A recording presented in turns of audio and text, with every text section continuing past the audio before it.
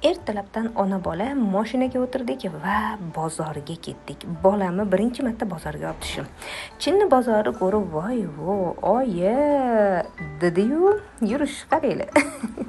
O'ziga mana shu narsani ko'tartirdim va uyga olib keltirdim. Sababi juda ham oddiy. Bu mana shunaqa konstruksiyalar yig'ishga qiziqadi. Ya'ni Lego City'dan mana shunaqa narsalar yasaydi.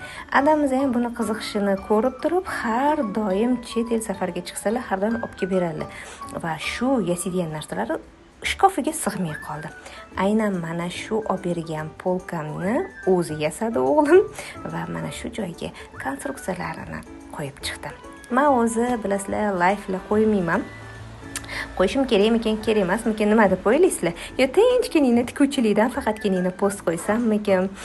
Kimdirlar qo'ying, oilangiz bizga ham qiziq deyishgani uchun o'g'lim bilan bir bozorga tushganimiz sizlarga aytib o'tdim va albattaki bolamni mehnatini ham bir ko'rib qo'yib, mashalloh deb qo'yasizlar degan umiddaman. Bu esa bolajonimni shinamgina xonachasi.